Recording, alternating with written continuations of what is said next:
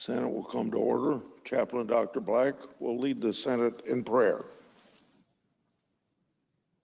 Thank you. Let us pray. Lord, as we begin today's session, we ask that your Spirit would guide the deliberations of our lawmakers, move in their hearts, guiding their thoughts and intentions to noble ends. May they hear your voice, embrace your wisdom, and trust your guidance. Use them to lead the world into a new era of freedom and peace. Lord, help our nation's leaders to stand tall for righteousness. Bind them together through the power of prayer as they intercede for one another during these dangerous times. And Lord, protect our military personnel in harm's way. We pray in your powerful name. Amen. Please join me in the pledge. I pledge allegiance to the flag of the United States of America and to the republic for which it stands, one nation under God, indivisible, with liberty and justice for all. Oh my God.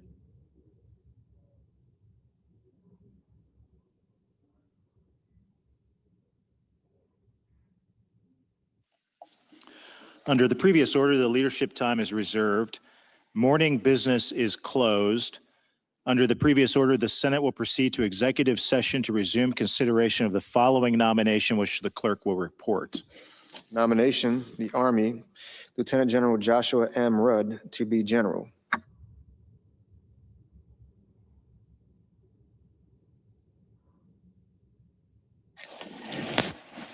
Mr. President, What?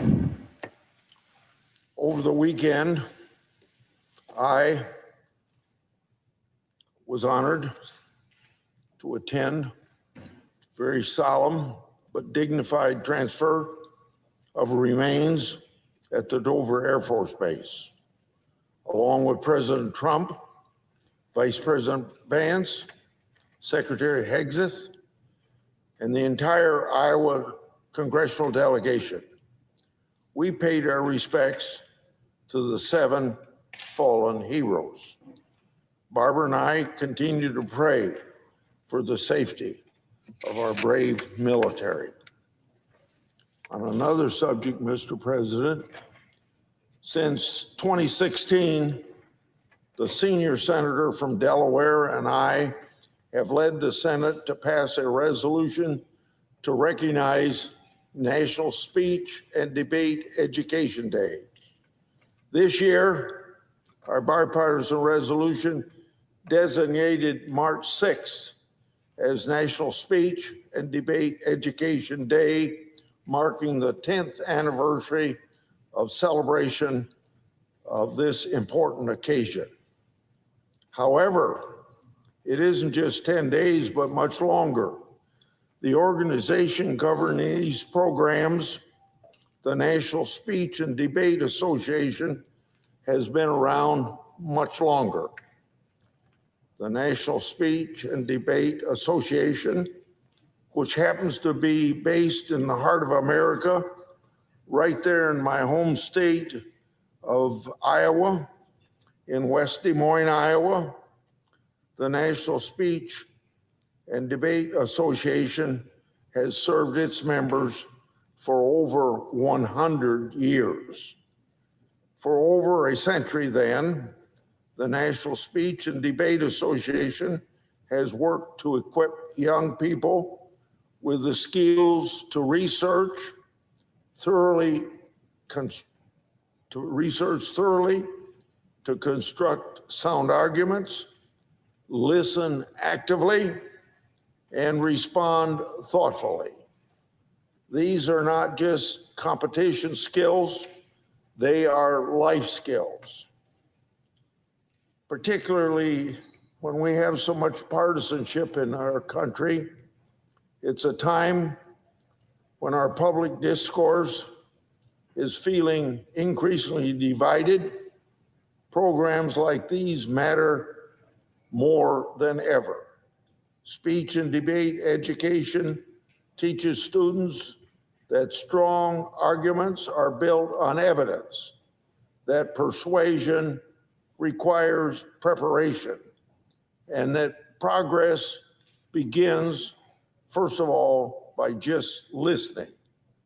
As we celebrate the 10th anniversary of the National Speech and Debate Education Day, we honor not only an organization with a proud 100-year or more history, but also generations of students who've stepped up to the podium, found their voice, and strengthened our democracy in the process.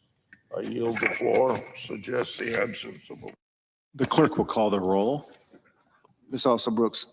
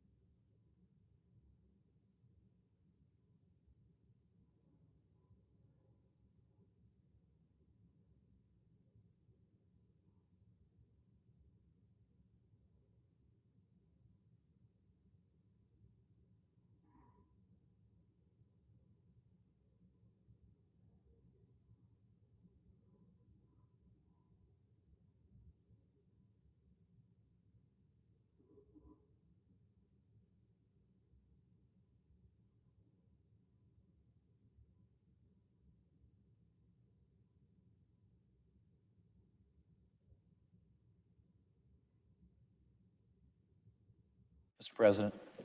Majority Leader. Mr. President, I ask unanimous consent that quorum call be dispensed with. Without objection. Mr. President, we are more than 3 weeks into the Democrats' DHS shutdown. And Democrats keep telling us that they're serious about funding this agency, but their actions speak louder than their words. Negotiations have been going now for well over a month. Democrats have sent 2 offers to the White House. 2 offers that were basically the same. No compromise, no give and take, just take it or leave it. Then on Thursday, perhaps realizing that forcing tens of thousands of DHS employees to go without pay isn't great for their brand, Democrats made a new yet equally unserious proposal, and that is selectively funding certain DHS agencies. That's right, Democrats want to fund the parts of the Department of Homeland Security that they like and keep the rest shut down indefinitely. Now, Mr. President, this might come as news to Democrats, but the fact is that every part of the Department of Homeland Security is essential. As our colleague Senator Britt pointed out on Thursday, Democrats' plan would leave Homeland Security investigations in limbo. A lot of Americans might not know it, but Homeland Security investigations is responsible for some pretty serious law enforcement activities in this country. They look up child predators, drug dealers, terrorists. And then there's Customs and Border Protection, another agency that Democrats plan would leave in limbo. Now, most Americans interact with CBP officers when they come back to the United States from abroad. They're the people who check your passport.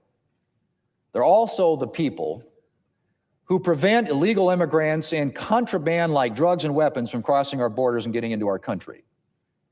Under President Trump, and thanks to the hard work of these men and women, our border is secure. And illegal crossings have shrunk to a tiny fraction of the record-setting numbers of the Biden administration. The police chief in Sioux Falls recently said this of the drop in fentanyl seizures in South Dakota's largest city, and I quote, "I think it's safe to say that some of the measures taken within the southern border are paying dividends within our community," end quote. Are Democrats looking to undo these gains and return to chaos at the border? Well, on top of all this, Democrats' proposal would also leave enforcement and removal operations unfunded. The people responsible for removing gang members, convicted criminals, and other dangerous illegal immigrants from our country. Mr. President, on Thursday, the ranking member of the Appropriations Committee, Senator Murray, said that Democrats, and I quote, we will not cut a blank check funding without reforms for ICE and Border Patrol, end quote. Well, Mr. President, no one is asking her to. In fact, the DHS funding agreement the Democrats reneged on would have funded de-escalation training for ICE officers, added $20 million for body cameras, and increased oversight of ICE funding. The Trump administration has already taken a number of actions to rein in immigration enforcement on its own, and the administration has made 2 substantial offers to Democrats to legislate reform measures over and above the measures the Republicans had already agreed to. Mr. President, Republicans in the White House are at the table. At the table. It's Democrats who are standing in the way. Mr. President, Democrats can talk all they want about getting reforms, but the only thing they're accomplishing by dragging this out is protecting the status quo. There's only one way to get reform signed into law, and that is by passing a DHS funding bill. If Democrats were really serious about taking action on this issue, they'd be working overtime to arrive at a compromise. But they're not. They don't even want to sit down. Members on our side have reached out to leaders on the Appropriations Committee on the Democrat side and been told we are not interested in having a conversation about this. Not even interested in sitting down, Mr. President. Would strongly suggest that what they're really interested in is not a solution, but a political issue. They don't really want reforms.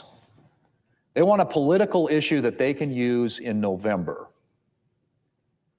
Mr. President, it's 3 weeks and counting on Democrats' second shutdown this fiscal year alone. Tens of thousands of DHS employees are going without pay, and critical DHS priorities are going unfunded. Will this be the week that Democrats actually get serious? I hope the answer is yes. But as of right now, this is what we're getting from the leadership on the Democrat side, the leadership on the Democrat Appropriations Committee, by the way, all of whom negotiated this deal in the first place before they walked away from it. But despite repeated overtures on our side and by the White House to engage with Democrats, they've said, we're not even going to talk about it. Not even going to talk about it. So are they going to continue to keep Homeland Security and hardworking Americans in jeopardy? I guess we'll find out soon enough, Mr. President, but I hope that posture changes and they re-engage in keeping important agencies of our government that fulfill important safety and security responsibilities funded, and those employees at work. Mr. President, I yield the floor.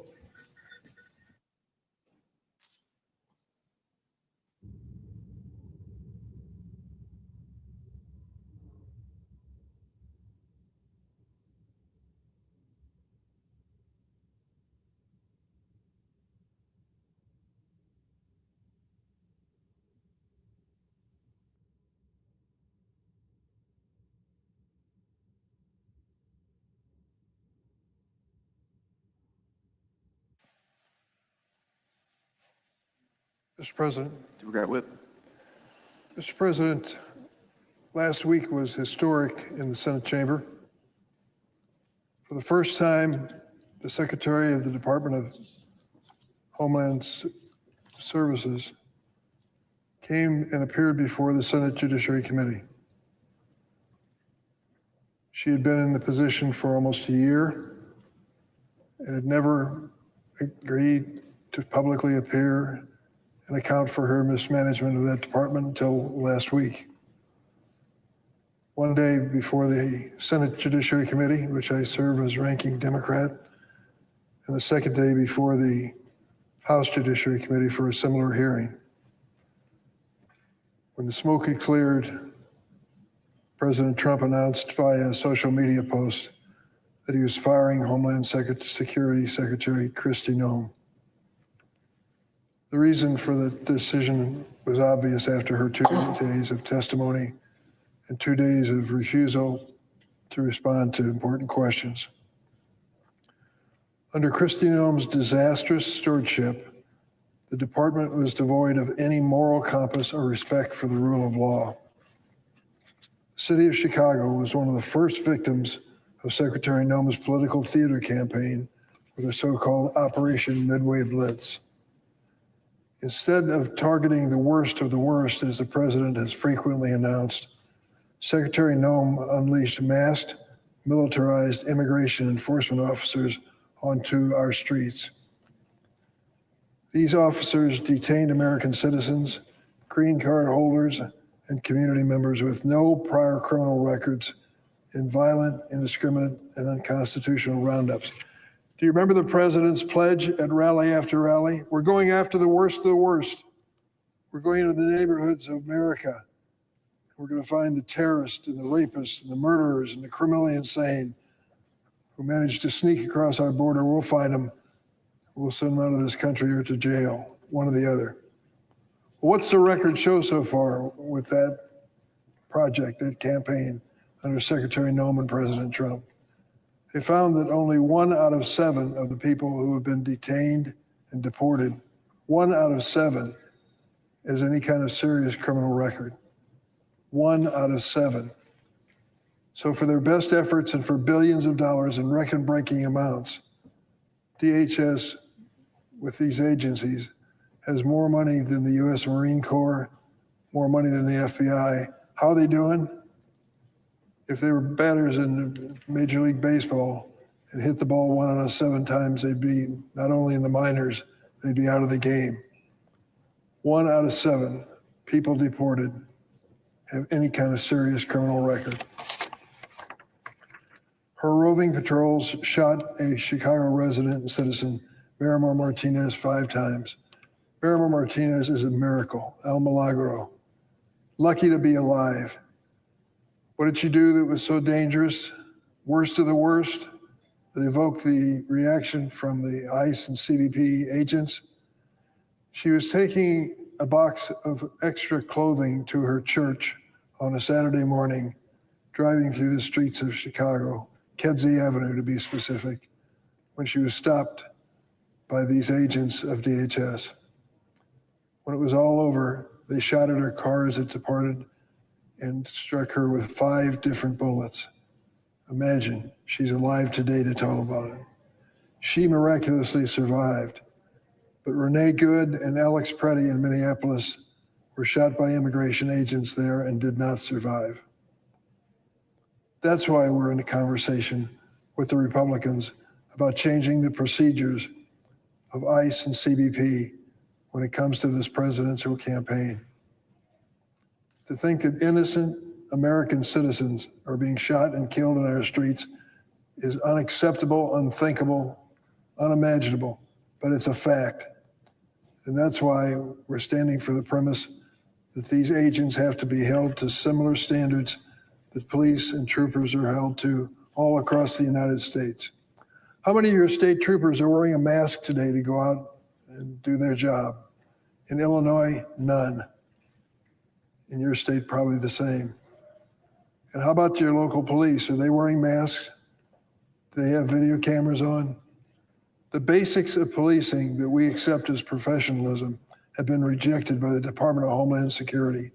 We are trying to establish a standard for these enforcement officers that is comparable to the standard of your police and state troopers and deputy sheriffs. That's it. When I talk to law enforcement leaders in Illinois, they shake their heads and say, how many of our law enforcement officers are wearing a mask every day? None. Virtually none.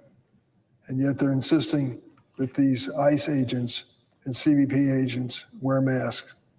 They say it's for their own safety. Let me tell you what's for their safety. To have the confidence of the people that you're trying to protect. That's what, when it comes to safety, the standard we should have. Wearing a mask and no identification does not instill confidence in the body politic.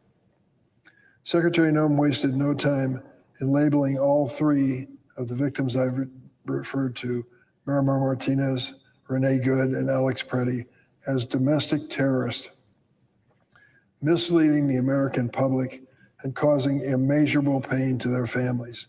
They were not domestic terrorists or anything like it. And yes, she said it in each of the 3 instances. So last week when Secretary Noem finally appeared before the Senate Judiciary Committee, my colleagues and I sought to hold her to account. She proceeded, unfortunately, to lie under oath multiple times, including saying DHS followed court orders and had not detained American citizens, despite ample evidence to the contrary.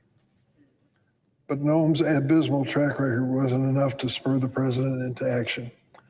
What was the tipping point? Well, it turned out she had a multi-million-dollar, in fact, over $143 million self-promotional campaign, which showed Kristi Noem riding horses at Mount Rushmore, wearing camo chic outfits, talking about how tough she was. Well, it turned out President Trump got wind of it and said to one of the senators, she spent more money on her self-promotion campaign than I spent to get reelected. Think about that. And as we started asking questions about this TV promotion campaign, it turned out it involved some firms she'd been doing business with in her home state. Too many questions. Donald Trump announced that our colleague from Oklahoma, Senator Mark Wayne Mullen, will succeed Kristi Noem. We will find out how he plans to lead the department in at this perilous moment as the Senate exercises its authority under the Constitution to provide advice and consent on this nomination. And I want to make it clear for the record what happened last week. Senator Patty Murray of the state of Washington, the ranking Democrat on the Senate Appropriations Committee, came to the floor and made a unanimous consent request that we fund every other agency of DHS as we had agreed in a bipartisan manner and work solely on ICE and CBP to come up with an agreement that establishes some reasonable policing standards. Who objected to funding the rest of this department? The Republican leader. So he had his chance, and I think he'll have it again, I hope soon, to restore the funding for these critical agencies at this moment and give us enough time, we certainly have enough time, to work out an agreement on the procedures when it comes to ICE and CBP. It won't be unreasonable to ask Senator Mullen, if he pursues this appointment by the president, what he will do to change this department in those critical areas. What does he think about shooting innocent Americans in the street? What does he think about his officers wearing masks? What does he think about them carrying video cameras to record exactly what happens at these scenes? What does he think about someone bashing down the front door of your home without a judicial warrant, without the permission or the approval of the judge in the courts? That's just basic to policing across America. These are fundamental questions. Senator, the Republican leader, said earlier, we can do something this week. Yes, we should. We've been waiting for the White House to pitch in a constructive way. Now is the moment to do it. I certainly hope we can achieve it this week, as Senator Thune promised. Mr. President, I also want to report on another subject. President Trump has broken yet another campaign promise to the American people.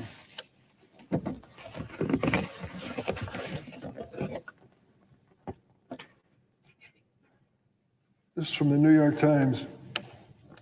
The headline, Trump, the self-declared peace president, goes to war seeking regime change. The article goes on to say President Trump has become increasingly willing to assert American power overseas, a decade after propelling himself to the highest office by promising to focus on America first. Throughout the 2024 campaign, President Trump promised there would be, quote, no new wars, unquote, if he were elected.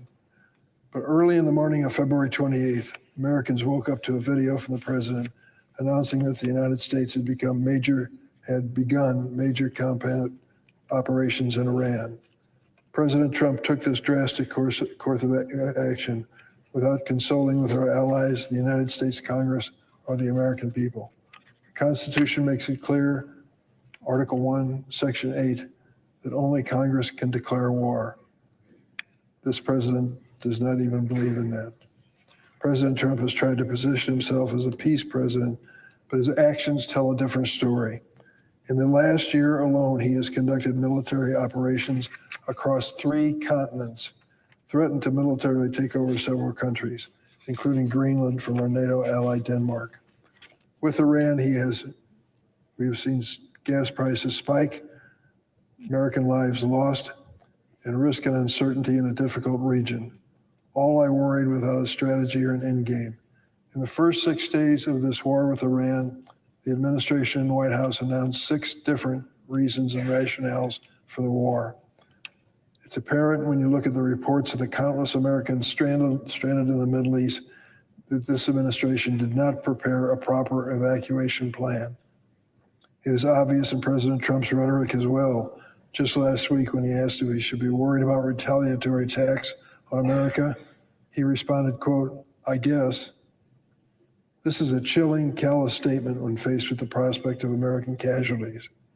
Recent briefings from this administration did little to address the same concerns I had when I was one of 23 senators in October of 2002 to vote against our invasion of Iraq. When I listened to the rationale from the Trump administration for our invasion of Iran, it sounds like the echo of the argument made in Iraq. Remember when we were looking for weapons of mass destruction, which threatened our allies and even the United States? We finally invaded the country, took a quick look around and realized there were no weapons of mass destruction in Iraq. Now, when it comes to Iran, 5 or 6 different rationales have been used to explain why we invaded this country. First, they said stop them from developing nuclear weapons. We're all for that. In fact, the inspectors who were making sure that they didn't develop them were removed from Iran under the first Trump administration by orders of President Trump. Doesn't make any sense to argue we need inspectors when he removed them in the first place, which he never should have done. Second, there's an argument that they're developing ballistic missiles that threaten the United States. Those are months, if not years away from development. How do you justify this current invasion? Regime change. If the president thinks he can use missiles and aircraft to achieve regime change, I think he's dreadfully wrong. And finally, the notion that Israel was going to attack anyway, so we might as well join in. When you listen to these rationales, they change by the day. Who was designing this scheme, this plan, this strategy? Simply, it's easier to get in a war than it is to get out of one. The president is going to discover that, I'm afraid. I served in this chamber during the Iraq War. I visited the Walter Reed Hospital many times to see soldiers who had just returned from combat. In fact, my colleague, my close friend, Tammy Duckworth, the other senator from Illinois, was one of those casualties. I'll never forget the rows of beds of young men and women with terrible injuries from roadside bombs and IEDs in the Iraqi war. Many of these brave servicemen are still grappling with the wounds of war, whether from traumatic brain injuries or PTSD they sustained in combat. That is the real cost of war, a war which this administration cannot explain the rationale for. When you go to war, the president says some people will die. Sadly, he's telling us the truth, the reality of war. And we should remind American people regularly that this president promised that would never happen, and yet it has. Americans are not asking for another foreign entanglement. They're asking for a president who puts the American people first in terms of the challenges, the real challenges and cost of living that they face every day. President Trump has found billions of dollars. We're spending over $1 billion a day in Iran to wage this war, but he cannot spare a penny to help Americans afford their groceries, mortgage, or health insurance. My constituents are already paying more on their gas and energy bills because of the chaos the president has created in the Middle East. That is likely to get worse. There is no love lost between America and the Iranian regime for decades. It has been a menace to the region, its own people. It is a worthwhile objective to prevent them from sponsoring terrorism and building nuclear weapons. But impulsive military attacks carry tremendous risk, uncertainty, and cost that may confront us in the region for months and years to come. That is the reality of war. When I look back, there are 3 of us left in the Senate who voted against the invasion of Iraq. A recent article in the New York Times written by Carl Hulse went and asked senators who voted for the war in Iraq whether they wish they had that vote to take over. Many of them said they had. They wanted it to vote as many as 23 of us did against the invasion of Iraq. As I said, and worth repeating, it is easier to get in a war than it is to get out. And in this circumstance, we don't have a clear mission or a clear commitment from our allies to stand by us. Mr. President, I yield the floor.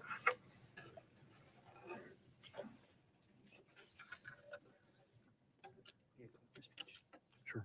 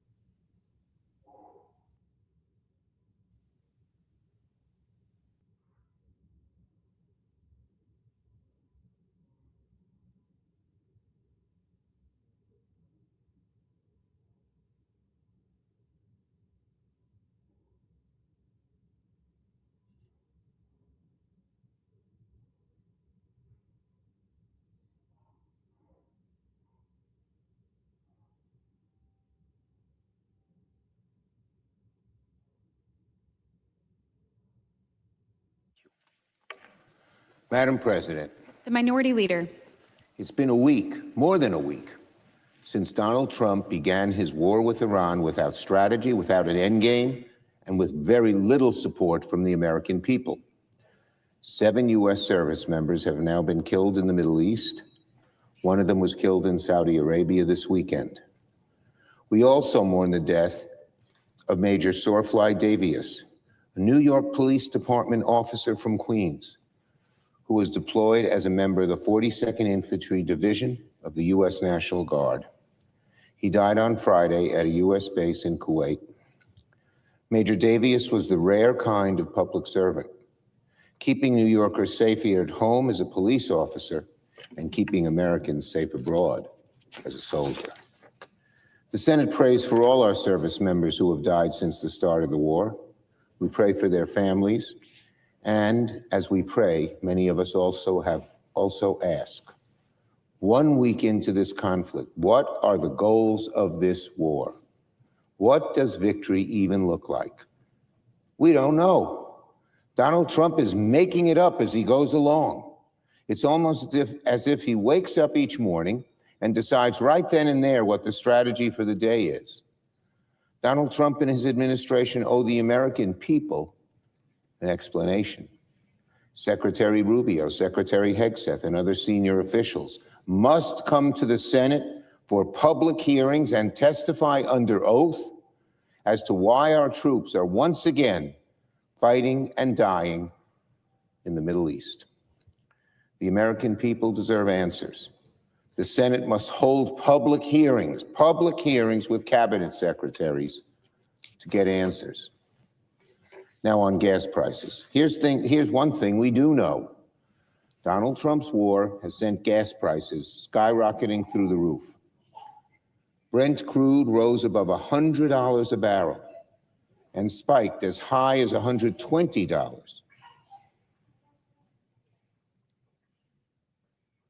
Gasoline prices in the U.S. jumped more than 40 cents. Let me say that again because we had a happy little fella up there, or girl, fella it looks like, but he doesn't have to pay for the high price of gas at the pump as we do. So he's laughing. But anyway, Brent crude rose above $100 a barrel and spiked as high as $120. Gasoline prices in the U.S. jumped more than 40 cents. When oil prices spike like this, it ripples across the entire economy. Airline tickets, shipping costs, everyday goods go up, up, up in price. Inflation was already on the rise, and Trump's war just made it much, much worse. That's why I'm calling on President Trump to immediately release oil from the Strategic Petroleum Reserve to help bring prices down. The Strategic Petroleum Reserve exists precisely for moments like this. If President Trump cared about easing pain at the pump, he would act to release these reserves now. But instead of acting, Donald Trump is lost in a sea of delusional thinking. As gas prices rise, here's what Trump says: if they rise, they rise. Tough luck, America. He says they're a very small price to pay and that only fools would think differently. The over 180 million fools who need or depend on gasoline, Mr. President, they don't care about paying more of their hard-earned dollars? They're fools? That's what Trump is saying to you, America. What contempt, what cluelessness. It's as if America is being led to war by Marie Antoinette. He has no clue what it's like to struggle to pay for gas, to pay for the rent, to pay for groceries. He is in a bubble. Yeah, he's a billionaire. He doesn't have to pay for these things. The average American does. I will add this. The longer this war drags on, the greater the risk it spirals beyond control. Over the weekend, there were reports that Trump is seriously considering putting boots on the ground. That would be Americans' worst nightmare, boots on the ground. Once our forces land on the ground, the hard part is getting them out. What begins as targeted operations could turn into open-ended fighting and turn into mission creep. Weeks turn into months, which could turn into years. Americans simply don't want that, and the brutal Iranian regime knows we don't want it either, so they won't be incentivized to negotiate. On the airstrike at the school. The longer war drags on in the Middle East, the more likely it will be that civilian casualties mount as well. This morning, public reporting said a preliminary U.S. assessment found that the United States was likely responsible for a deadly airstrike that obliterated a girls' elementary school that killed nearly 170 people, many children. This is heartbreaking, and it was likely avoidable. When presidents launch us into a war without a plan, mistakes multiply. Civilians and service members get hurt, and conflicts spiral out of control. Americans don't want us in this terrible, costly, unnecessary war. But 1 week in, they fear Donald Trump has dragged us into a war that is just getting started. And finally, on the SAVE Act. Yesterday, Donald Trump posted that he will not sign any legislation, no matter how important, until Congress sends him the SAVE Act, and a beefed up SAVE Act at that. The SAVE Act is nothing more than Jim Crow 2.0. It is a voter suppression bill. It takes away vote by mail. It makes it harder for people to register and would require states to hand over voter rolls to election deniers at the Department of Justice. The real damage here is not when you show up at the poll to vote and ask for ID. It's the registration. They ask every state for their voter rolls, and a Musk-inspired Doge voter ID using AI would be used to take tens of millions of people off the voting rolls, and they're not even told. They show up at the voting place on election day. They say, sorry, ma'am, sorry, sir, you're not on the rolls. Why? Because of this Doge thing. It's outrageous. It is Jim Crow all over again. And now he says he doesn't even want vote by mail. Tell that to handicapped people. And to register, when they kick you off, you have to show up in person, only 5% do, and you have to show a passport or an original birth certificate. Very hard for people to obtain. It's outrageous. Outrageous. And now Donald Trump says he will not sign any bill to lower costs, lower rent, lower groceries, until Congress passes this bill taking away tens of millions of citizens' right to vote. If Trump is saying he won't sign any bills until the SAVE Act is passed, there'll be total gridlock in the Congress. On the other hand, if the SAVE Act does pass, democracy will be in very serious danger. Donald Trump is saying, in effect, unless Congress helps him undermine democracy, he's prepared to hold the rest of the country hostage. This is what he does. He's a thug. He's a bully. He can't ever argue on the merits, so he threatens. And no bills to bring down gas prices, no bills to make groceries more affordable, no bills to increase housing, not until the SAVE Act passes. That's what Donald Trump is saying. Democrats will make sure that never happens. Yield the floor.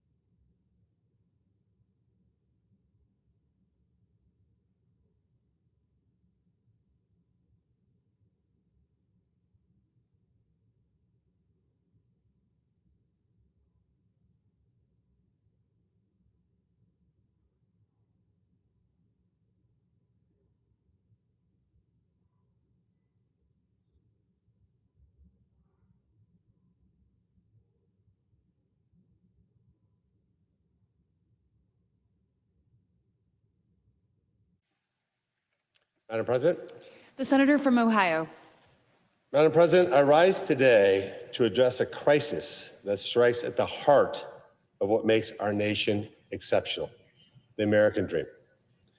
Like many who came before me, I came to America with my family to find my version of that American dream. For generations, the catalyst of that dream has been simple and powerful. The ability to graduate from high school, get a good job, get married, buy a home, raise a family in a safe community, send your kids to good schools, and retire with dignity. I think of my father-in-law, who joined U.S. Steel straight out of high school, bought a nice home in a suburb of Indiana. He raised a family of 3 kids, all on a single salary. The question facing this body is that does the American dream still exist, and are we still willing to fight for it? Ensuring this lives in America should unify all elected officials, regardless of political party. But for too many families, whether it's teachers in Ohio classrooms, nurses in Cincinnati hospitals, factory workers in Cleveland, or truck drivers hauling goods across our state, that dream is increasingly out of reach. Home prices have skyrocketed, starter homes have vanished, and entire neighborhoods are being built not for homeowners, but for distant corporations to rent out indefinitely. This is the explosive growth of a new industry called the single-family build-to-rent industry.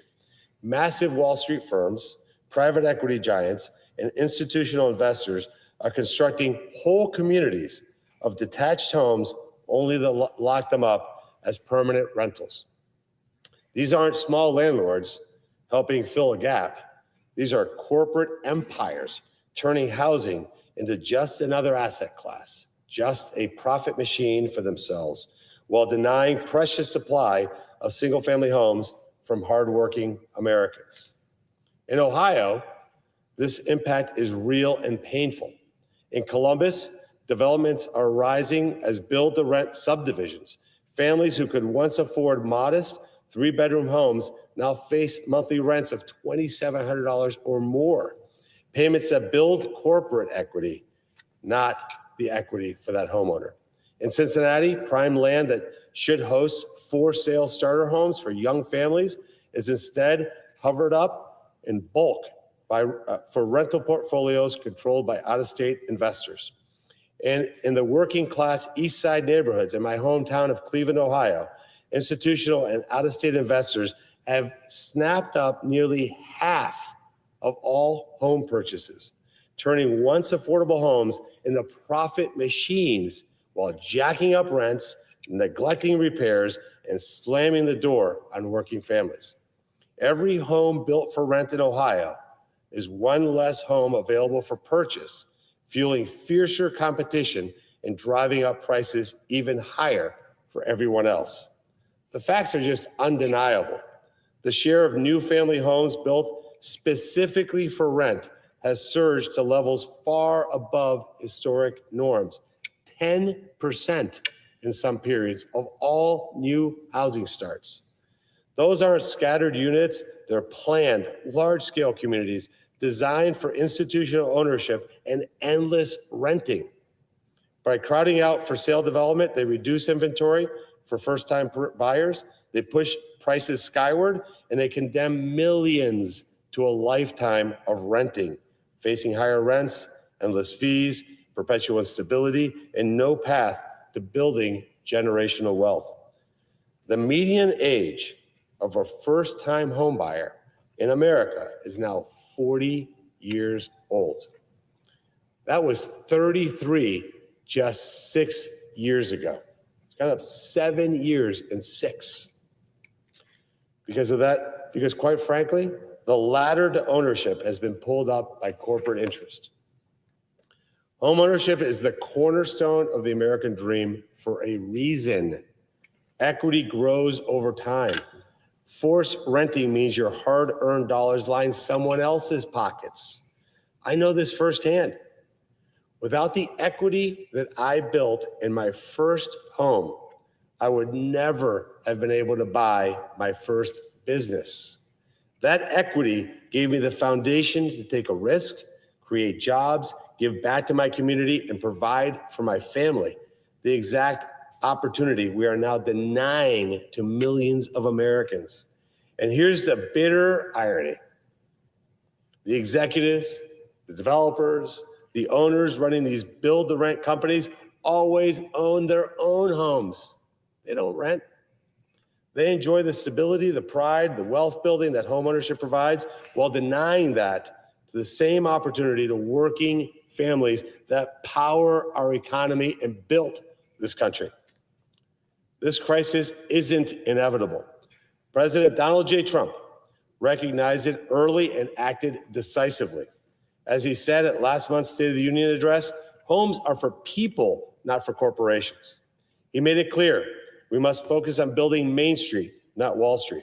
That's why he signed the executive order stopping Wall Street from competing with Main Street home buyers, directing federal agencies to restrict support for large institutional investors buying single-family homes that families could otherwise purchase. He called on Congress to codify and strengthen these protections. Here in Washington, D.C., highly paid political consultants and so-called experts at think tanks have spilled much ink opining on why the GOP now and Democrats before have lost support from young voters. Here's a thought. Maybe it's because young Americans know they can no longer afford to buy a home and start their own families like their parents before them did. Let's review some data. To start with, President Trump's plan is overwhelmingly popular.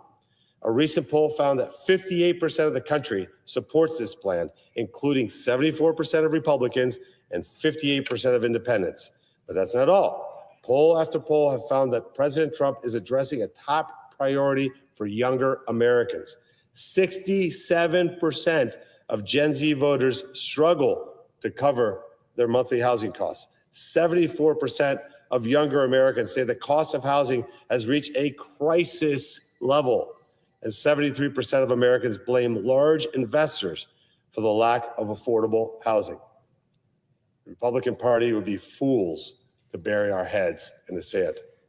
Critics of this bill, so what's the other side say? Critics of the bill make two claims, which, by the way, stand in direct contradiction.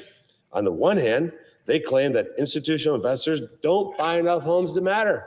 This is a solution in need of a problem. On the other hand, they claim that institutional investors are so crucial to the housing market that this bill would single-handedly dry up all kinds of homeownership supply. So you can't have it both ways. Either you don't matter or you do matter. Of course, the answer is you do matter. And that's why you saw that 7-year drop in the homeownership rates among young people over the period that this industry has boomed. So I say to my Republican colleagues and to my Democrat colleagues, this moment is a test. President Trump proved that by breaking with decades of stale, establishment-driven orthodoxy, he could build an unbeatable coalition, a coalition made up of voters who have for decades abandoned the GOP and who the Democrats have now completely left behind. From Black men to younger voters to Hispanics. So the question now is this: will congressional Republicans hear the American people and do what it takes to sustain that coalition? Will we deliver on the promises we made President Trump's on the campaign trail, or will we continue to let the DC establishment set our agenda? With the 21st Century Road to Housing Act, a bipartisan effort led by my good, dear friend, Senator Tim Scott, that includes critical provisions to limit large institutional investors from dominating the single-family market. We have a chance to deliver on what we promised these voters. By building on President Trump's executive actions, curbing their access to federal financing and preventing them from crowding out individual buyers, we're putting families first. We're increasing paths to ownership and ensuring more new homes are built for sale, not endless corporate rental portfolios. It's time to get this done. New communities should be places where Ohio families and American families everywhere can own not just rent from faceless funds. The American dream isn't dead, it's just under siege. Thanks to President Trump's leadership, his clear vision that homes are for people, his fight to put Main Street first, we have a real chance to reclaim it. So, Madam President, I urge all of my Republican colleagues, let's make homeownership attainable again for the hard-working men and women who built this country. I yield the floor.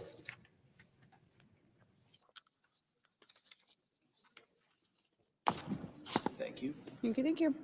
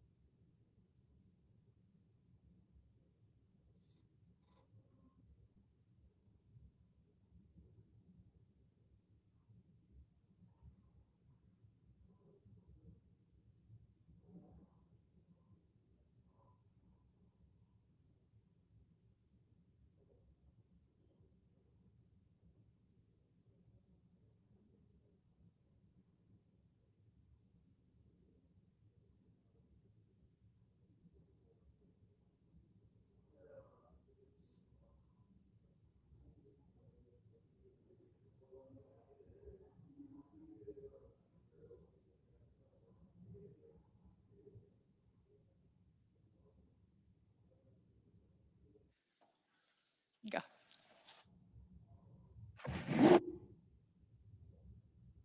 President, The senator from Ohio. I ask unanimous consent to waive the mandatory quorum call in relation to substitute amendment number 4308 to Cal number 343, HR 6644. Without objection.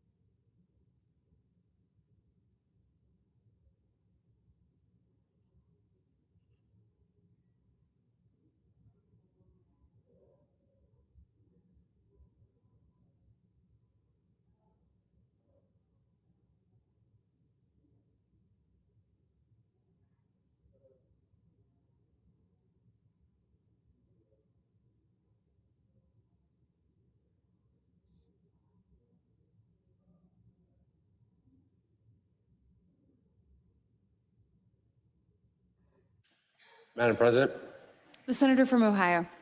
I ask unanimous consent to vitiate the previous action with respect to the substitute amendment number 4308 and instead ask for unanimous consent to waive the mandatory quorum call with respect to the Rudd nomination. Without objection, so ordered.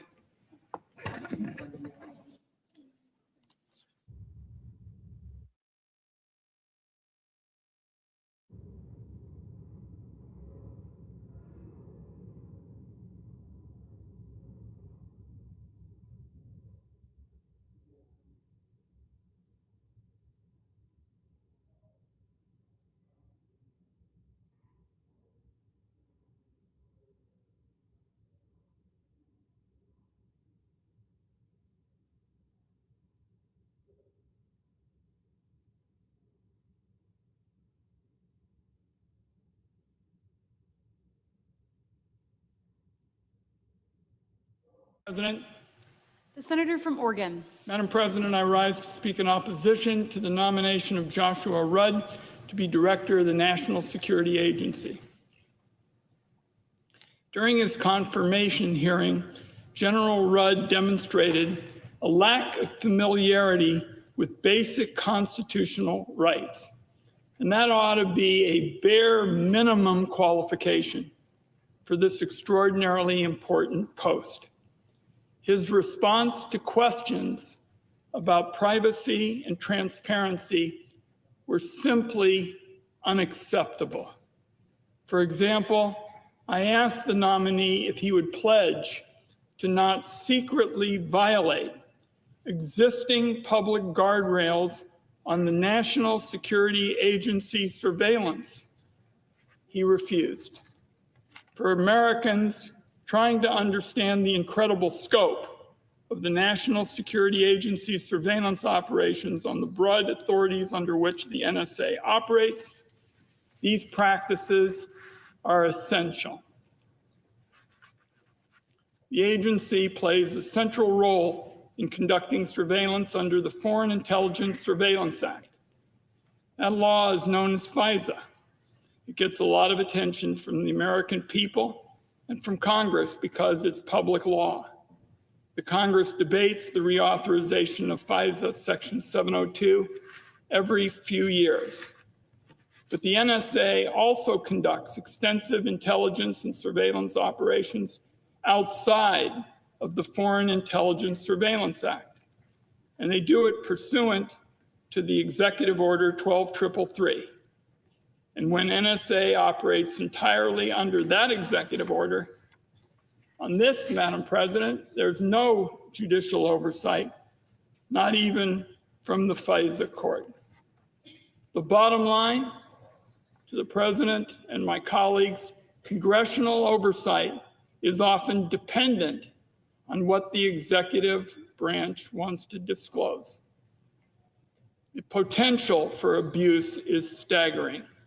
In 2005, the New York Times revealed that the NSA had conducted an illegal warrantless wiretapping program. For 4 years, the program had been hidden from the American people. By the way, it was also hidden from Congress. And I was a member of the Senate Intelligence Committee, and even the committee wasn't told about the program. This was one of those infamous decisions that you hear about in situations, what's called the Gang of Eight, where the intelligence community informs only the committee's two leaders and instructs them not to tell other members or staff. So when the committee's vice chair, Jay Rockefeller, was told about the program, he put together a handwritten letter to the Vice President Cheney. And he said he had concerns, but that on his own, he couldn't even fully evaluate the program. And so the program, Madam President, continued for years. No oversight, no opportunity for Congress to address it through legislation. This history demonstrates what happens when the NSA's enormous capabilities are abused by administration officials who are willing, unfortunately, to break the law. And unfortunately, that's an accurate description of the executive branch and this administration. It's indisputable that constitutional rights in America are under attack right now. For example, we only recently learned that 9 months ago, the administration secretly decided that the government didn't need a judicial warrant to break into a private home. In other words, the administration thinks it can just ignore the Fourth Amendment.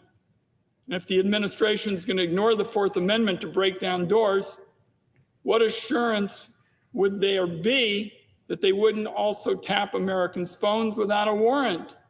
And why should anybody believe they wouldn't do it secretly, and make sure that the public or the Congress or even full intelligence committees weren't aware? When it comes to surveillance, Madam President, I subscribe to Ben Franklin's principle. Franklin said, "Those who would give up liberty for security will lose both and deserve neither." The fact is, and I work on this every single day, we need both. That's not a partisan proposition. Refusing to promise to not violate the Constitution doesn't make us safer. That's why I was particularly focused on General Rudd's understanding of the constitutional limits on the operations of the NSA. So, Madam President, I asked General Rudd whether if he were directed to target people in the United States for surveillance, he would insist that there be a judicial warrant. And I told him in advance that I would ask this question. Then at the hearing, I offered him the opportunity to answer with a yes or no. We still got no answers. So I thought, cut him some slack and encourage him just to offer some general thoughts on the matter. Still, we got nothing.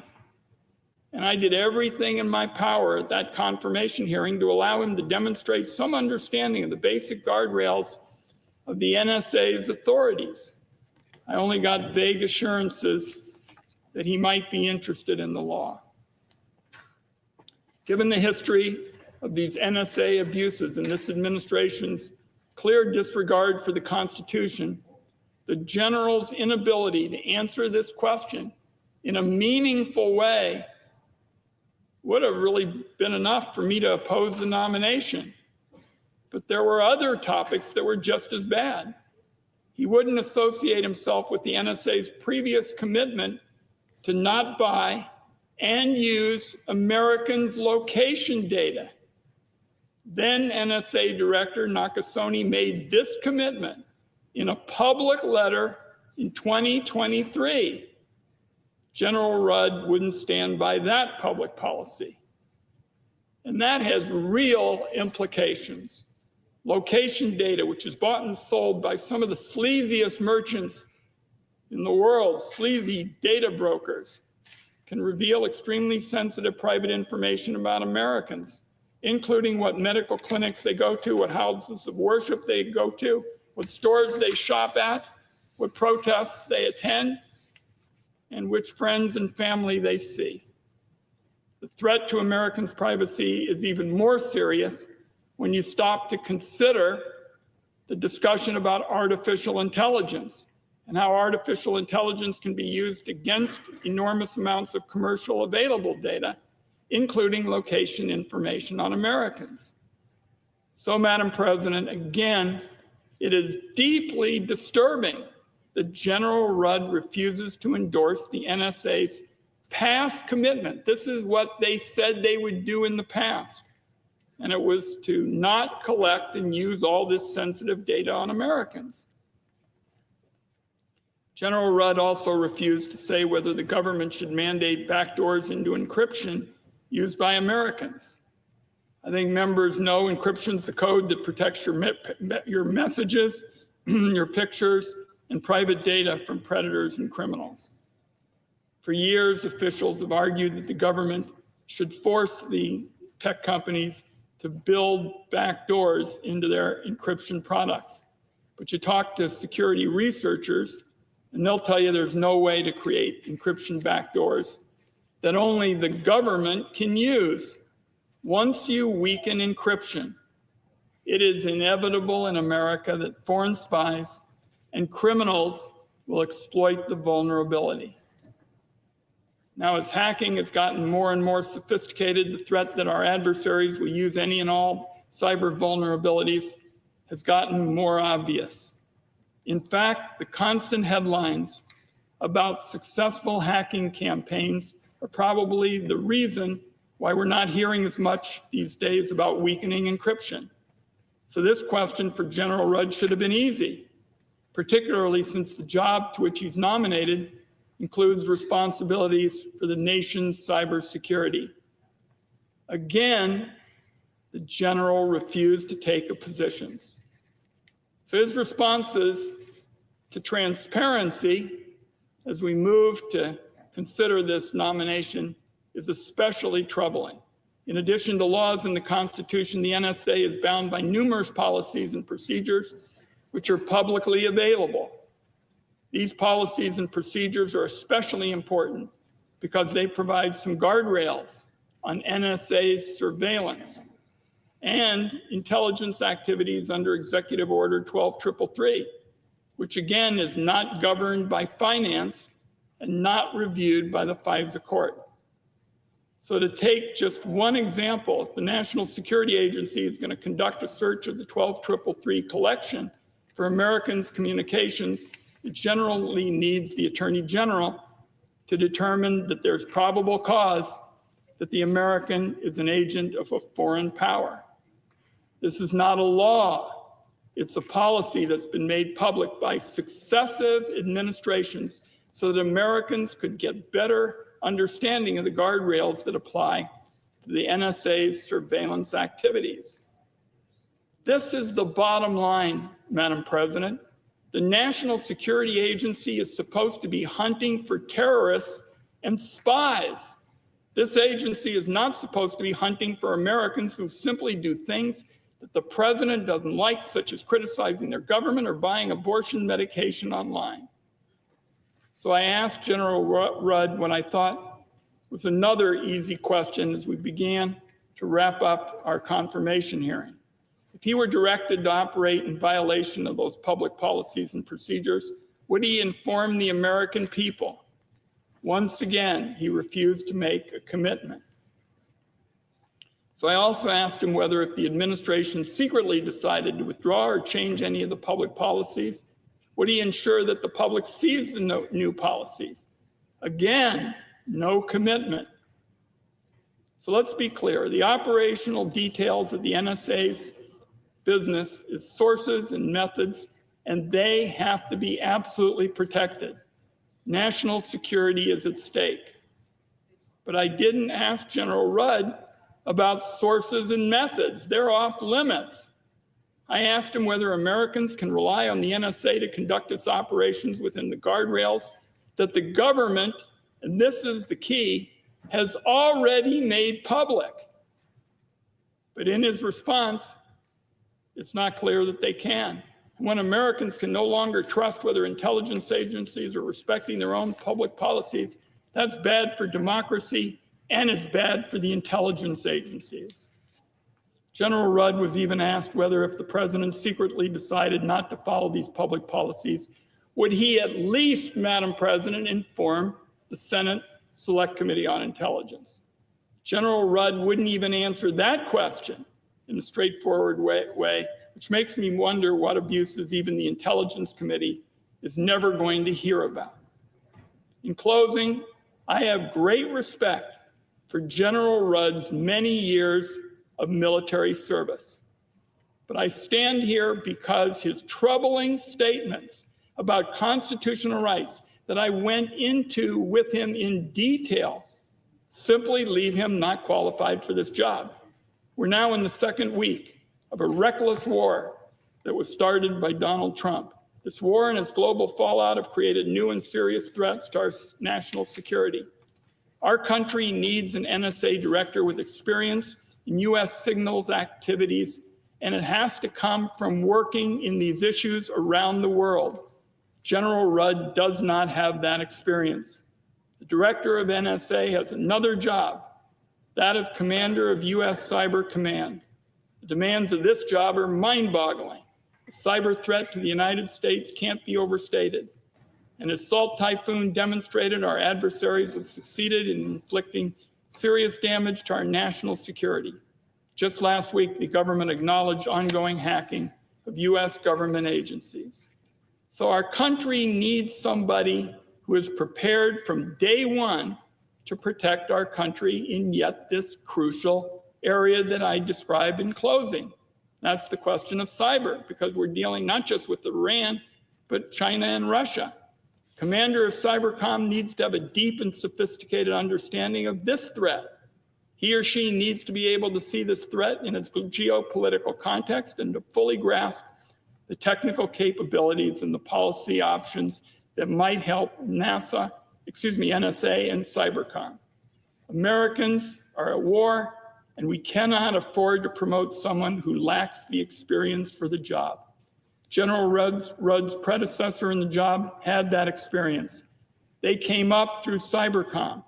They were ready. General Rudd is not. And when it comes to the cybersecurity of the country, there just isn't time for on-the-job learning. The threat is too urgent for that. For these reasons, Madam President, I oppose this nomination, and I urge my colleagues in the Senate to do the same. Madam President. The senator from Mississippi. Madam President, my friend from the state of Washington, from the state of Oregon, is correct. We need someone in this position. He and his and many of his colleagues on the other side of the aisle are certainly entitled to their opinion that the president made a mistake in his considered decision. I think the president was correct in what he has done and what he is about to do in Iran. But the fact is, we're there, and we need a commander of the U.S. Cyber Command and a director of the National Security Agency. And I would point out to you, Madam President, and to my colleagues, and to anyone within the sound of my voice, that Lieutenant General Rudd was reported out of the Armed Services Committee by a voice vote. No one even asked for a roll call vote. So there is strong bipartisan support, even among people who agree with my colleague about the wisdom of the president's action. Even among those people, they agree by a voice vote that that General Rudd should be appointed. Operation Epic Fury is complex. It's demanding, and the president is going to dismantle the terrorist regime in Iran, and our capabilities in the cyber domain in that regard have never been more important. So we need this gentleman in office. We'll never get unanimity on every issue, but there's huge support on this side of the aisle and on the Democratic side of the aisle.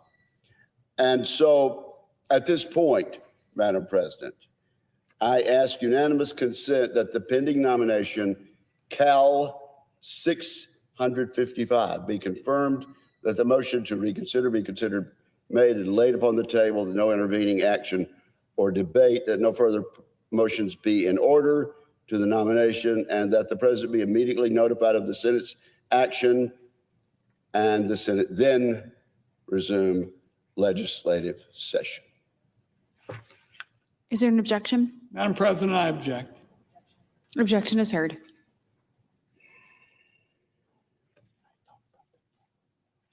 Madam President, Senator from Oregon. just very briefly, because my friend is on the floor, I think we both agree that this position needs to be filled.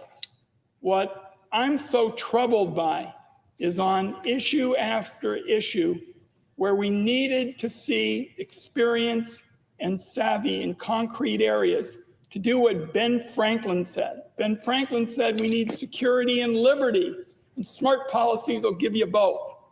And unfortunately, in the questions that I and others asked of this nominee. He simply had no involvement in the past in these questions. And for that reason, I continue to believe that this nomination is a mistake, and it's why I'm opposing the nomination tonight. And I yield the floor.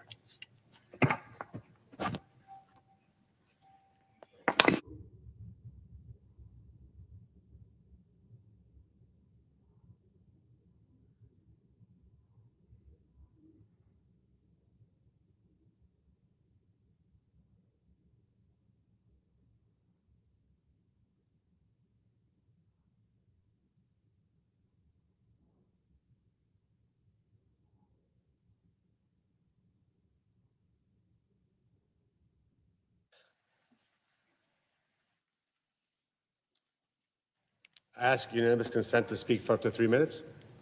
Without objection. The senator from Ohio. Madam President, I ask unanimous consent that the appointment at the desk appears separately in the record as if made by the chair. Without objection. I ask unanimous consent that if cloture is invoked, the filing deadline with respect to the second degree amendments to substitute amendment number 4308 to Cal number 343, HR 6644 be at 12 noon on Tuesday, March 10th. Without objection, so ordered. I ask unanimous consent that notwithstanding Rule 22, all post-cloture time be expired and the Senate vote on the confirmation of the Rudd nomination at 12 noon tomorrow. And if any nominations are confirmed during Tuesday's session of the Senate, the motion to reconsider be considered made and laid upon the table, and the president be immediately notified of the Senate's actions. Without objection, so ordered. I ask unanimous consent that when the Senate completes its business today, it stand adjourned until 10 a.m. on Tuesday, March 10th, that following the prayer and pledge, the journal of proceedings be approved to date, the morning hour be deemed expired, the time for the two leaders be reserved for their use later in the day, morning business be closed, and the Senate resume consideration of Cal number 343, HR 6644. Further, at 12 noon, the Senate execute today's order in relation to the Rudd nomination, and following the confirmation vote, the Senate recess until 2:15 p.m.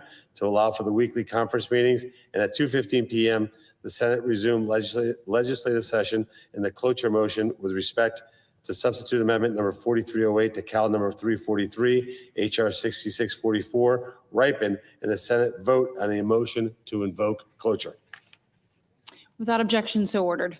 If there's no further business to come before the Senate, I ask that it stand adjourned under the previous order following the cloture vote on the Rudd nomination and the resuming of legislative session. Without objection. The clerk will report the motion to invoke cloture. Cloture motion. We, the undersigned senators, in accordance with the provisions of Rule 22 of the Standing Rules of the Senate, do hereby move to bring to a close debate on the nomination of Lieutenant General Joshua M. Rudd to be general for appointment in the United States Army under Title 10 U.S.C. Section 601, signed by 17 senators. Under the previous order, the mandatory quorum call under Rule 22 has been waived. The question is it the sense of the Senate that the debate on the nomination of Lieutenant General Joshua M. Rudd for appointment in the United States Army to the grade indicate while assigned to a position of importance and responsibility under Title 10 U.S.C. Section 601 to be general shall be brought to a close? The yeas and nays are mandatory under the rule. The clerk will call the roll. Ms. Alsa Brooks, Ms. Baldwin, Mr. Banks, Mr. Barrasso, Mr. Bennett, Mrs. Blackburn, Mr. Blumenthal, Ms. Blunt Rochester, Mr. Booker, Mr. Bozeman, Mrs. Britt. Aye.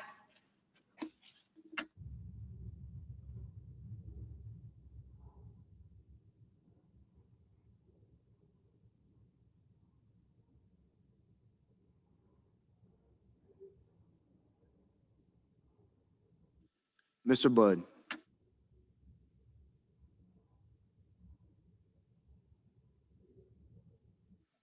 Ms. Cantwell.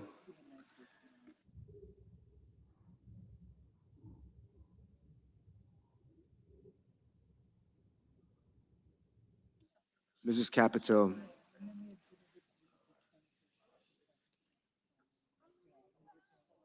Mr. Cassidy. Ms. Collins.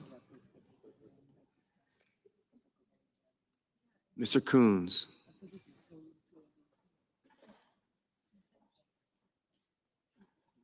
Mr. Cornyn.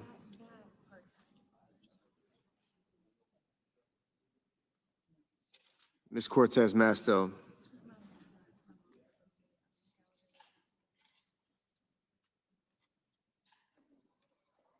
Mr. Cotton.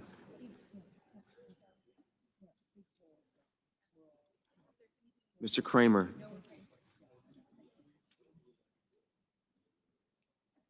Mr. Crapo.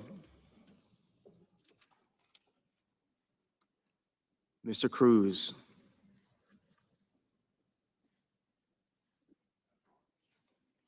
Mr. Curtis.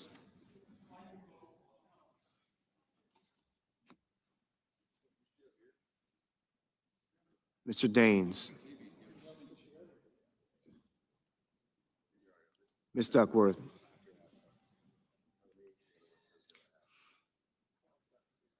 Mr. Durbin. Ms. Ernst. Mr. Fetterman.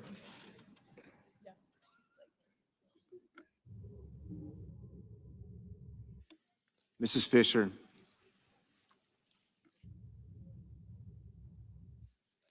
Mr. Gallego.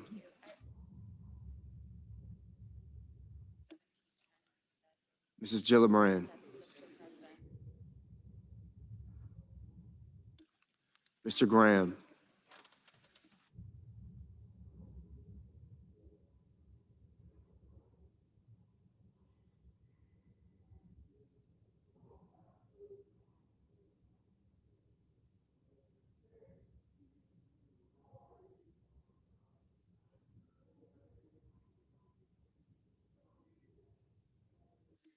Mr. Grassley.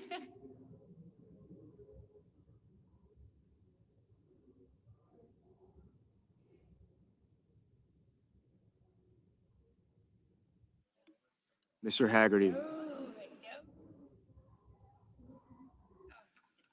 Ms. Hassan.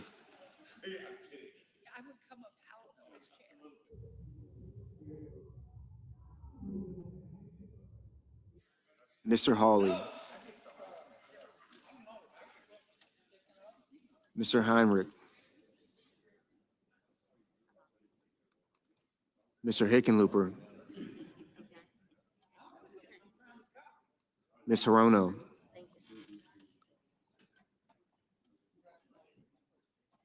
Mr. Hoven.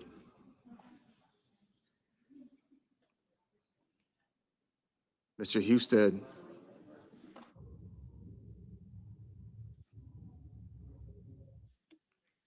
Mrs. Hyde-Smith.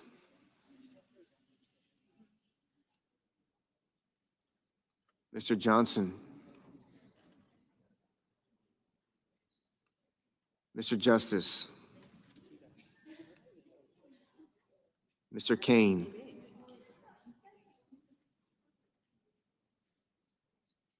Mr. Kelly.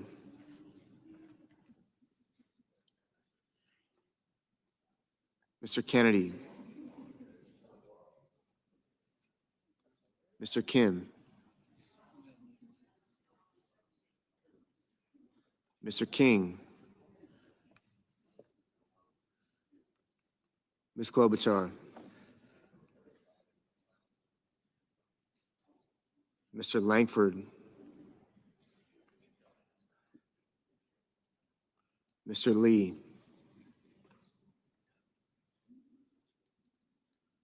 Mr. Lujan.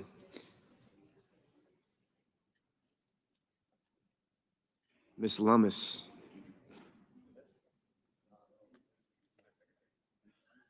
Mr. Markey.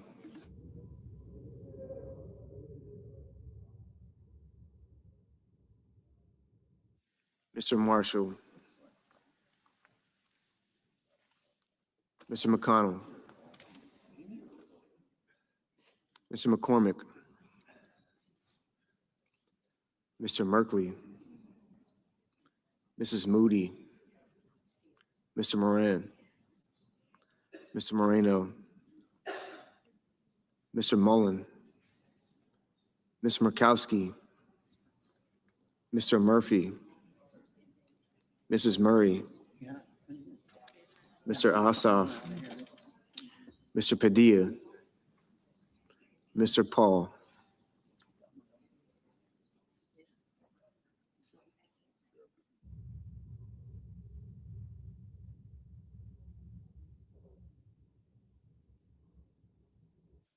Mr. Peters, Mr. Reed, Mr. Ricketts, Mr. Risch,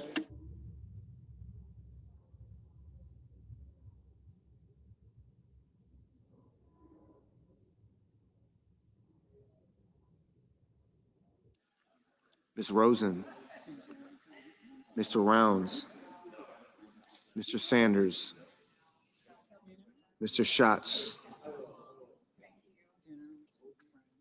Mr. Schiff, Mr. Schmidt, Mr. Schumer, Mr. Scott of Florida, Mr. Scott of South Carolina, Mr. Shaheen, Mr. Sheehy, Ms. Slotkin, Ms. Smith, Mr. Sullivan, Mr. Thune, Mr. Tillis,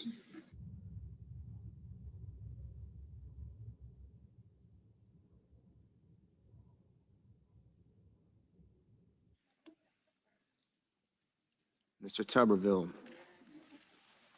Mr. Van Hollen,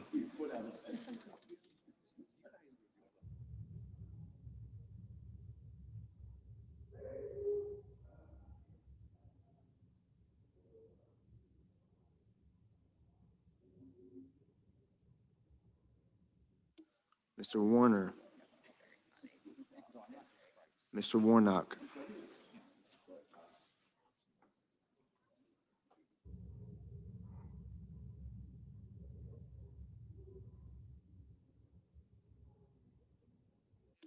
Ms. Warren,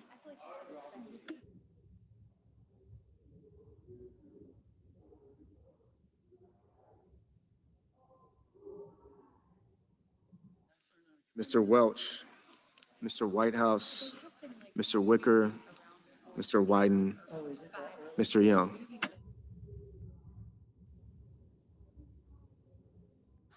Senators voting in the affirmative: Britt, Cotton, Crapo, Ernst, Fetterman, Hassan, Hirono, Kennedy, Moreno, Mullen, Paul, Rosen, Scott of Florida, Scott of South Carolina, Tuberville, Wicker. Senators voting in the negative: Markey, Wyden.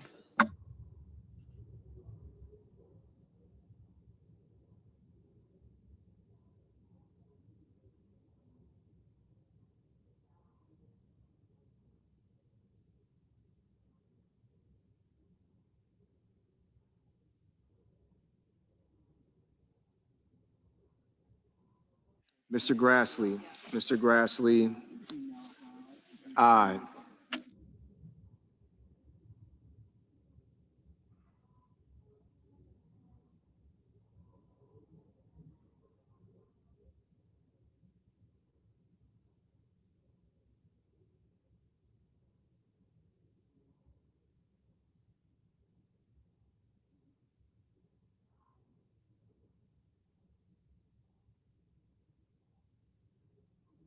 Mr. Kim, Mr. Kim, no.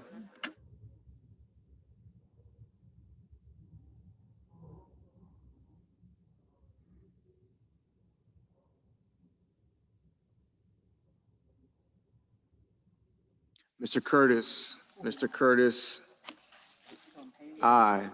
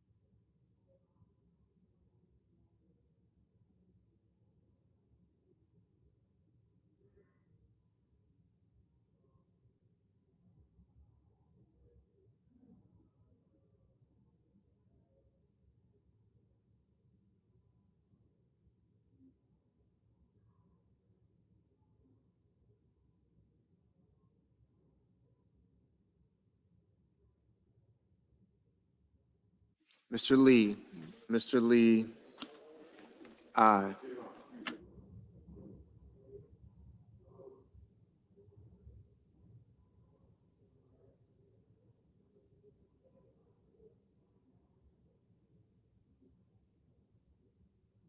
Mr. Van Hollen. Mr. Van Hollen, no. Mr. Rounds. Mr. Rounds, aye.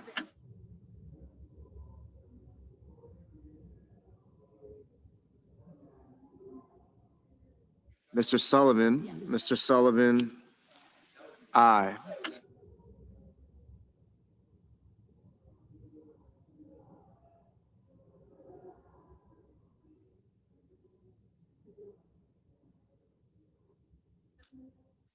Ms. Blunt Rochester. Ms. Blunt Rochester, no. Mr. Gallego. Mr. Gallego, no. Ms. Cantwell. Ms. Cantwell, no.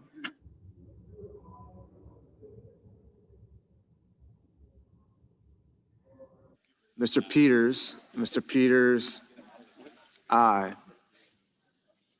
Mr. Sheehy. Mr. Sheehy, aye.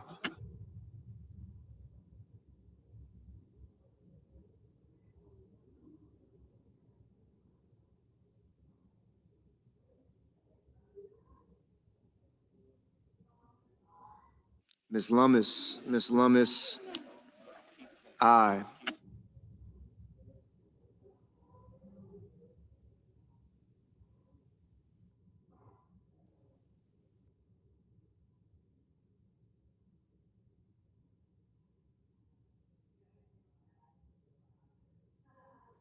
Mr. Bozeman. Mr. Bozeman, aye.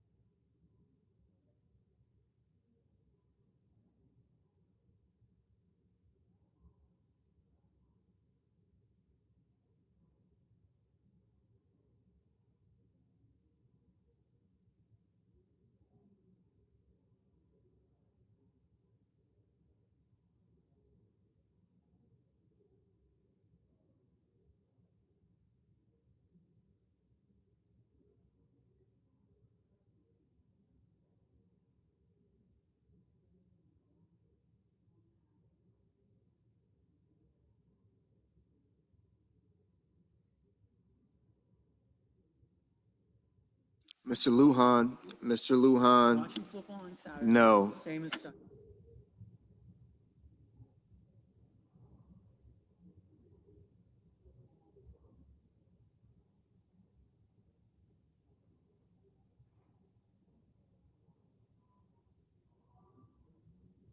Ms. Duckworth. Ms. Duckworth, no.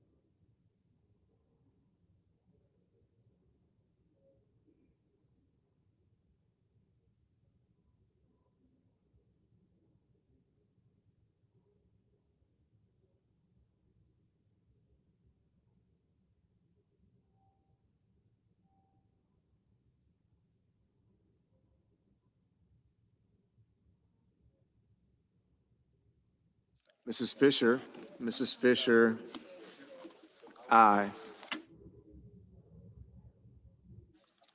Mrs. Hyde Smith, Mrs. Hyde Smith, aye.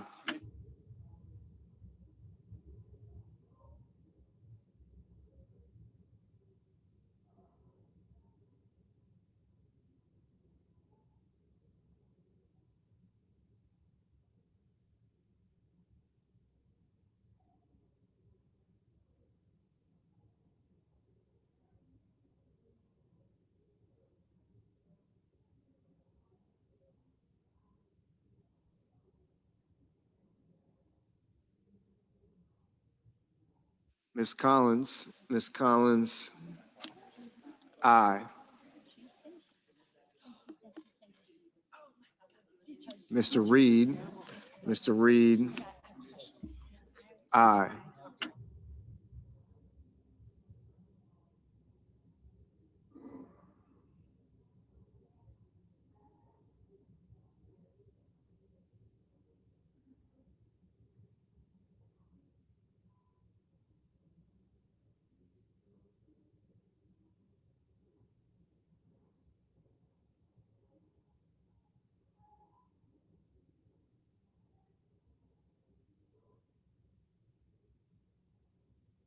Mrs. Capito, Mrs. Capito, aye.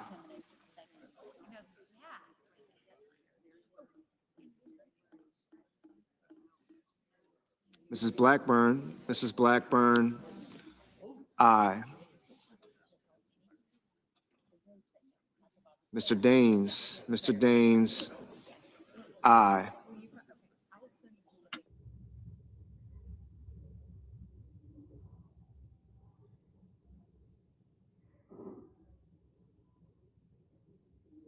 Mr. Barrasso, Mr. Barrasso, aye.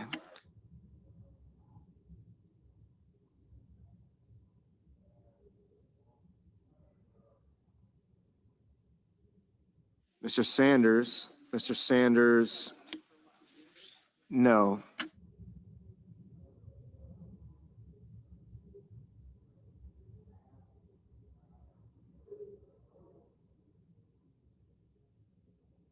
Mr. Marshall, Mr. Marshall, aye.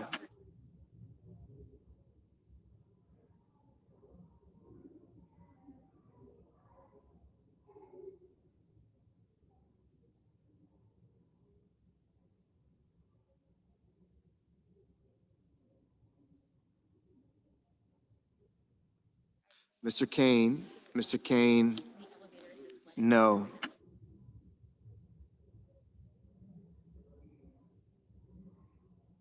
Mr. Hickenlooper, Mr. Hickenlooper, no. Mrs. Moody, Mrs. Moody, aye.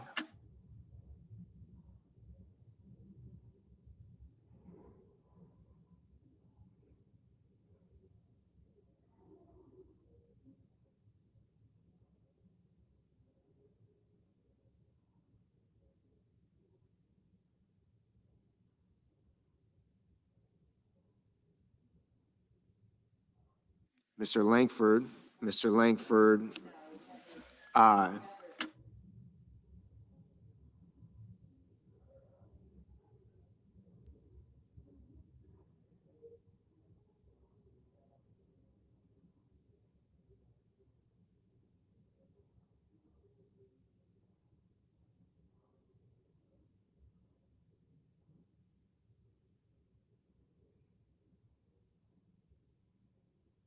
Mr. Cornyn, Mr. Cornyn, aye.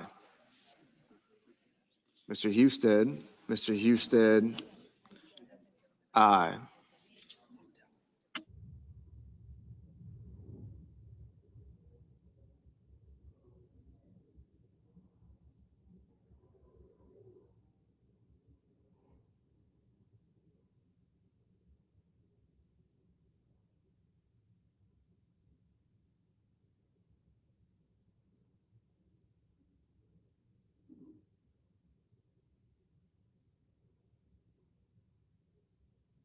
Mr. Schmidt, Mr. Schmidt, aye. Mr. Coons, Mr. Coons, aye. Mr. McConnell, Mr. McConnell, aye.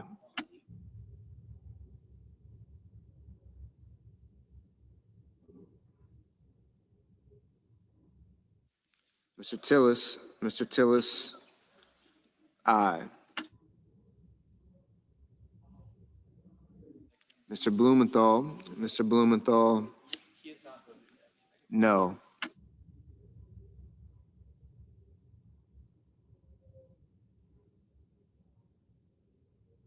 Ms. Smith, no. Mr. Ossoff, no.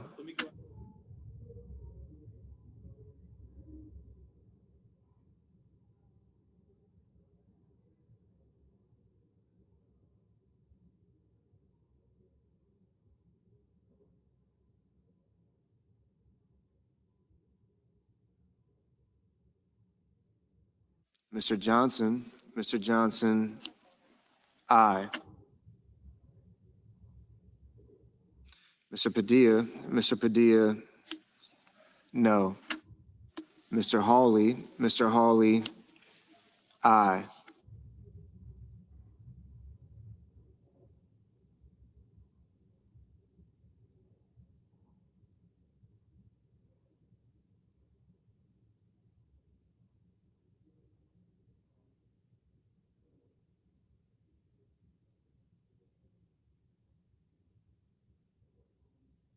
Mr.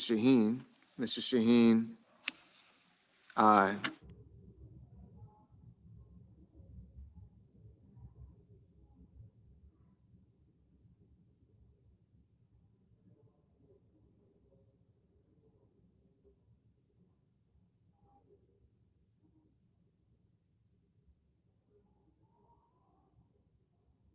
Mr. King, aye.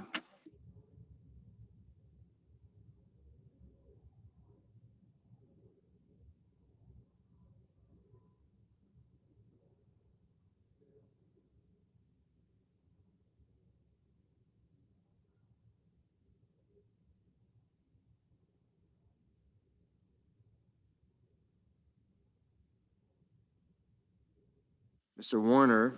Warner, aye. Ms. Cortez Masto, aye.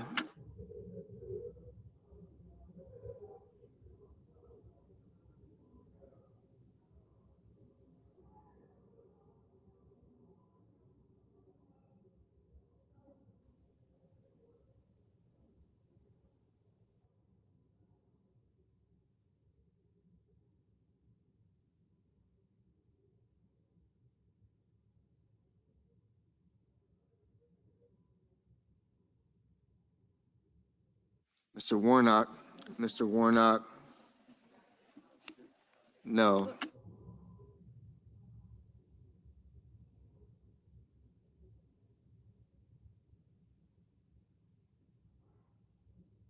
Mr. Ricketts, aye.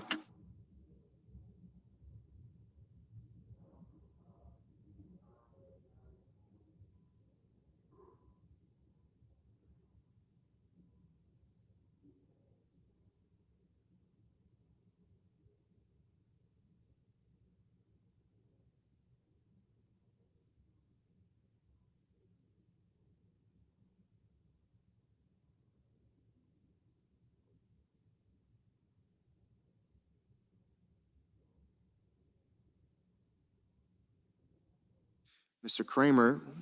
Kramer, aye.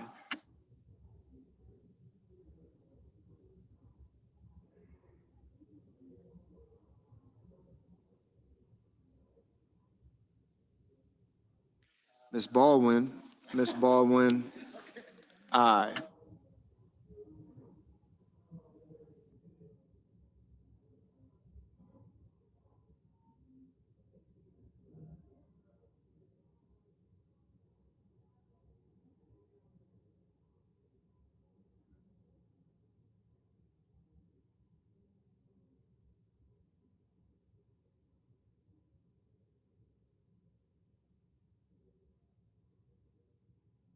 Mr. Durbin, Mr. Durbin, no.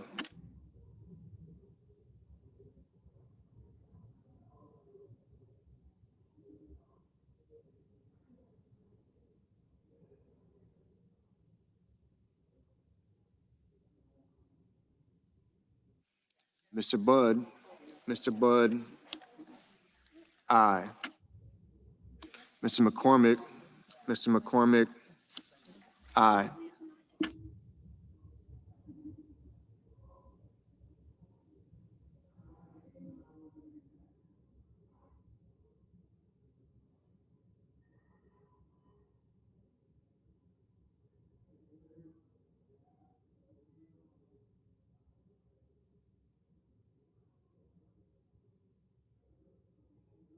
Mr. Banks, Mr. Banks, aye.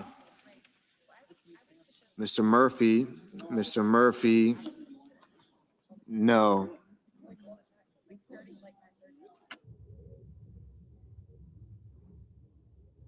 Mr. Booker, Mr. Booker, no.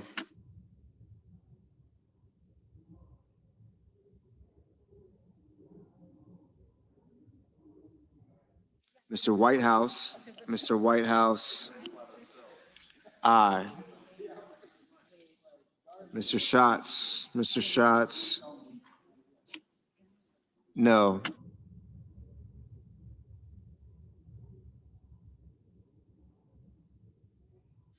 Ms. Warren, Ms. Warren, no.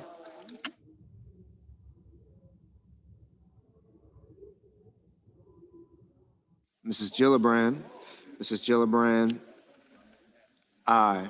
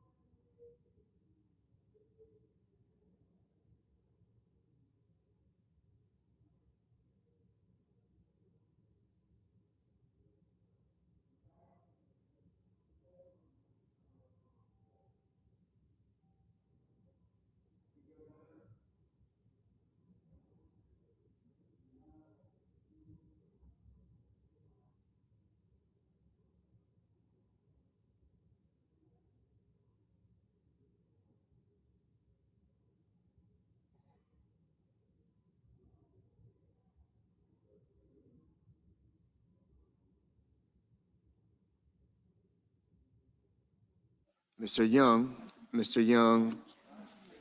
aye.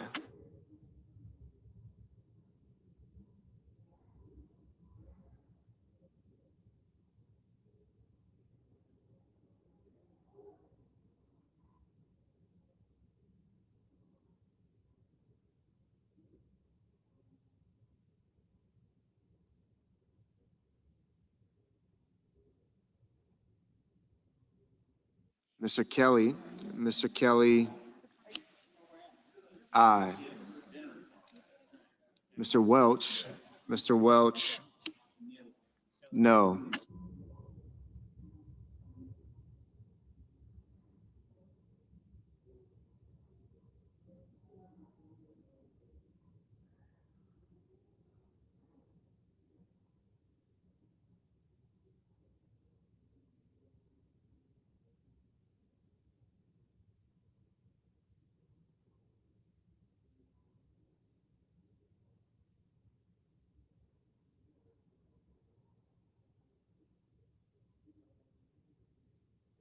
Mr. Schumer,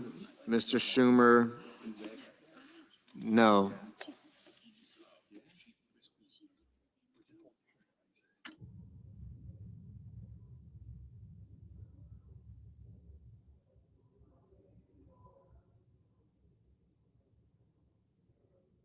Ms. Klobuchar, no.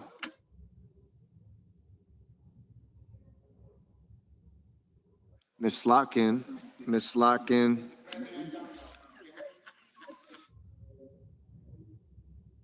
Ms. Slotkin. Ms. Slotkin. Aye.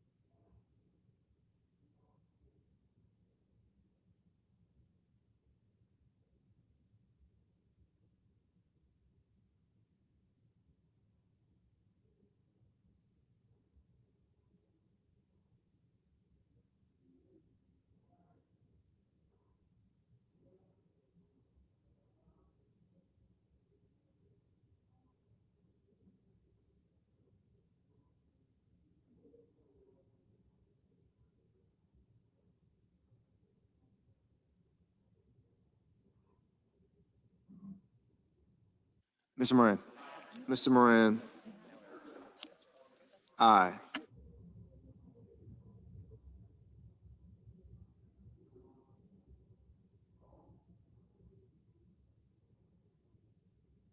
Mr. Merkley. Mr. Merkley. No.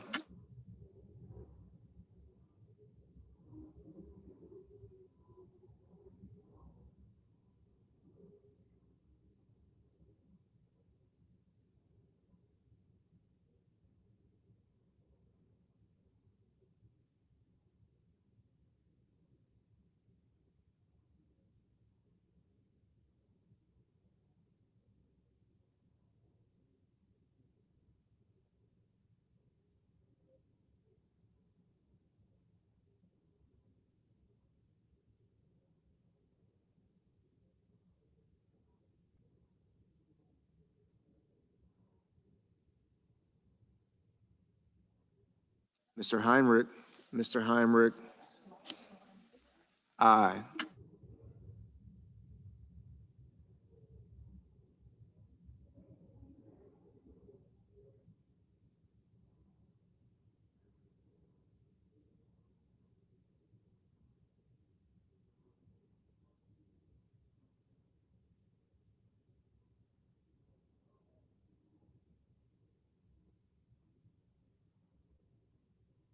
Ms. Also Brooks. Ms. Also Brooks. No.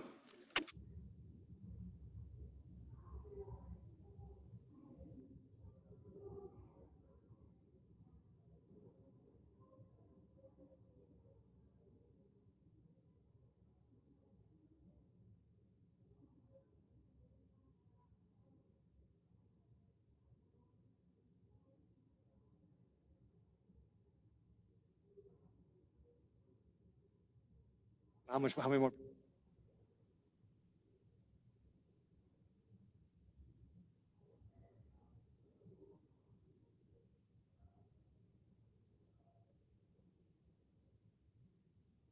Mr. Bennett. Mr. Bennett. No.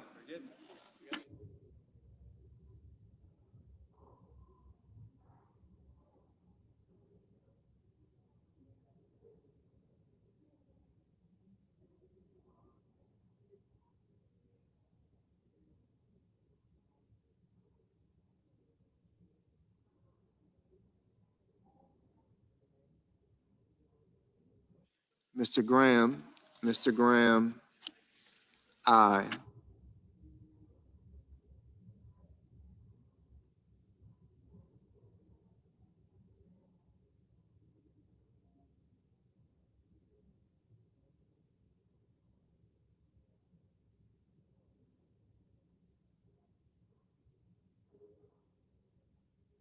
Mr. Haggerty. Mr. Haggerty. Aye.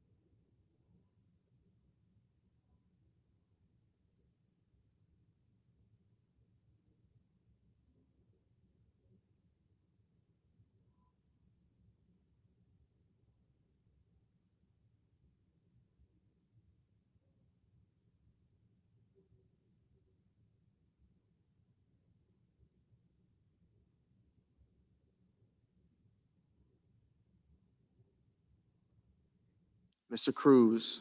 Mr. Cruz, aye.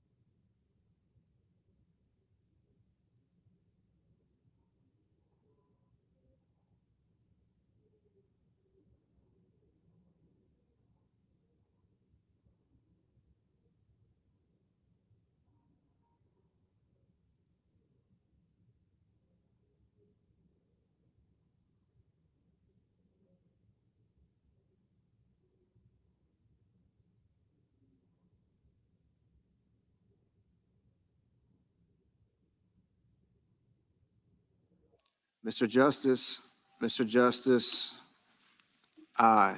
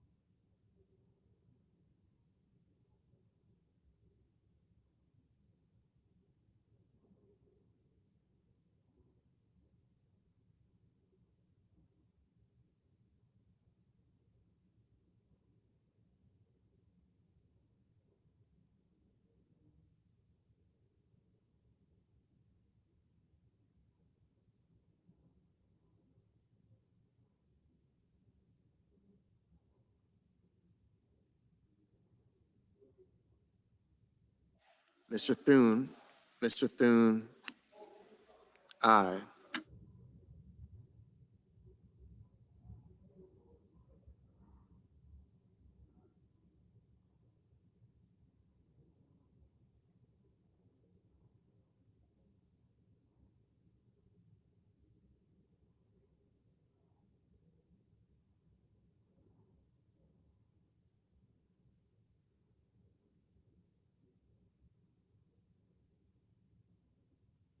Mr. Hoven, aye.